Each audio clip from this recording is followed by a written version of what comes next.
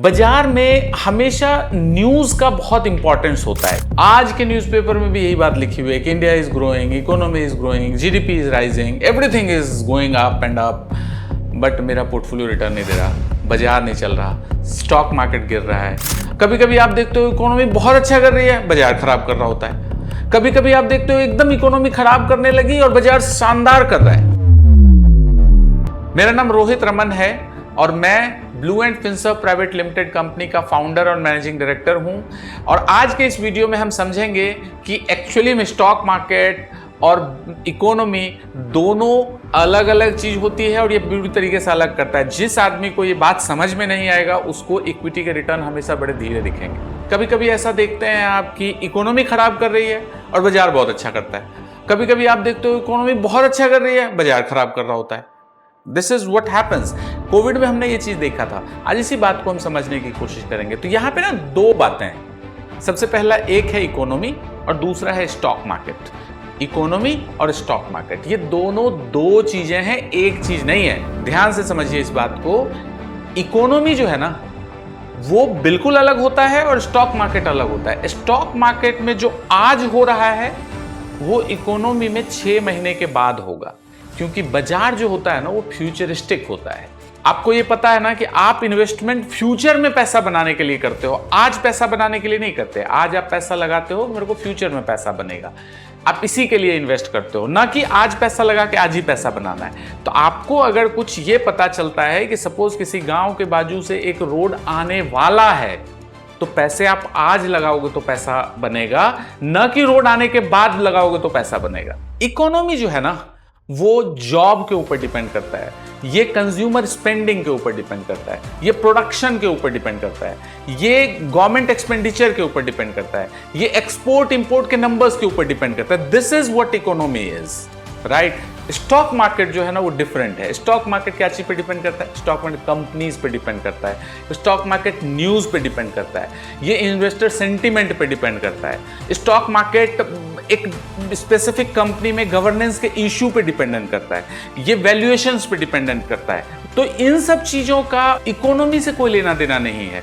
तो होता क्या है कि जब आप इकोनॉमी को देखोगे तो इंडिया की इकोनॉमी इज ग्रोइंग इकोनॉमी। इसका एक बहुत बड़ा रीजन है कि इंडिया क्यों ग्रो करेगा। इसका रीजन ये है कि इंडिया में 140 करोड़ लोग हैं, राइट, और हर आदमी कुछ ना कुछ खर्च करता है। जब आप खर्च करते हो तो क्वाइट ऑब्वियस है कि आप इनकम तो जनरेट होगा। इसको ऐसे समझें कि सपोज आप किसी होटल में जाते हैं खाना खाने के लिए, तो होटल में आप खाना खा रहे होते हो, आपके लिए वो खर्च है, लेकिन होटल वाले के लिए तो वो इनकम है।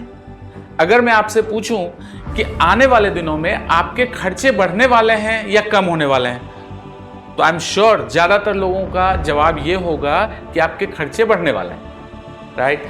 जब आपके खर्चे बढ़ने वाले हैं तो इसका मतलब है किसी न किसी का इनकम भी बढ़ेगा।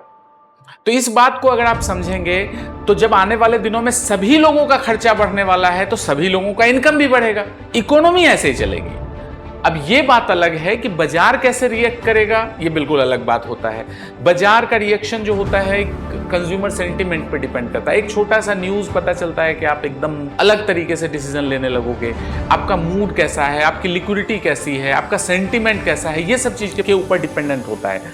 एक बात और समझिए जो बहुत इंपॉर्टेंट है, जो आपको समझना पड़ेगा कि बाजार जो होता है ना, बाजार में हमेशा न्यूज का बहुत इंपॉर्टेंस होता है। इसका रीजन क्या है ना कि ज्यादातर लोग जो हैं वो बोरोड मनी के साथ बाजार में इन्वेस्टमेंट करते हैं। मतलब कि आपका लोन लिया हुआ पैसा है और आपने बाजार में पैसा डाल दिया, राइट। तो अब जब आपका बोरोड मनी पैसे लगे होते हैं तो आपके लिए दिक्कत क्या होता है कि अगर आपका बोरोड मनी लेट्स से 8% के रेट पे है, 9% के रेट पे है, और अब मार्केट अगर 1 साल या 2 साल 9% का रिटर्न नहीं देगा तो आप परेशान हो जाएंगे। तो ज्यादातर लोगों का आप डेटा देखेंगे तो आपको दिखेगा कि 5 इयर्स के अंदर, मैंने कहीं पढ़ा है, मेरे को एग्जैक्ट डेटा नहीं ध्यान है, बट 5 इयर्स के अंदर करीब करीब 87% लोग अपना पैसा विड्रॉ कर लेते हैं।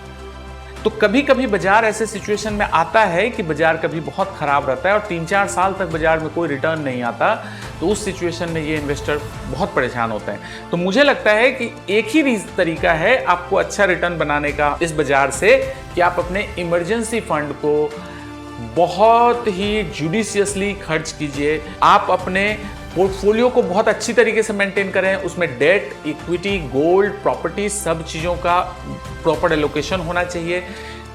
कभी भी बाजार में पैसे लगाए ना, तो मुझे ऐसा लगता है कि कम से कम 3 साल का पैसा आप अपने पास साइड करके रखिए, उसके बाद का पैसा बाजार में लगाइए। अगर किसी की डॉटर की मैरिज अगले साल है और वो पैसा बाजार में लगाएगा तो बहुत बड़ा रिस्क ले रहा है। बाजार में कितना ही लालच है, आपको पैसे नहीं डालने हैं। तो ये बाजार की फितरत है। मुझे ऐसा लगता है कि अगर कोई इस सिंपल सी चीज को फॉलो कर लेगा ना, तो he will always make money. यहां पे आपका क्वेश्चन आएगा कि बाजार से पैसे निकालें कब?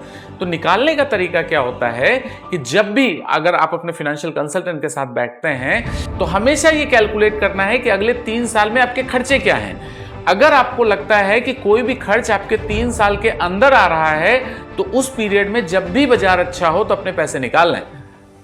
बाकी फंड मैनेजर क्या बोलता है, सोशल मीडिया क्या इन्फ्लुएंस करता है, कौन क्या कर रहा है, इस चीज से वाकई बाजार को कोई फर्क नहीं पड़ता। आपका पैसा है, आपको ये मैनेज करना पड़ेगा। तो आई होप इस बात को आप समझे होंगे कि बाजार एक्चुअली में किसी का सगा नहीं होता। आपका बेसिक इंटरेस्ट ये होना चाहिए कि जब जब बाजार खराब हो तब तब आपको पैसे की जरूरत ना महसूस हो। अगर आपको खराब बाजार में पैसा निकालना पड़ गया तो इसका मतलब ये है कि आपने एक अच्छा फाइनेंशियल प्लान नहीं बनाया है। तो यही बात मुझे आज आपको इस वीडियो में समझानी थी। आज की बात यहीं खत्म करते हैं। अगली वीडियो में फिर कोई नए टॉपिक, नए मुद्दे के साथ आपसे बात करता हूं। Thank you very much. Thank you.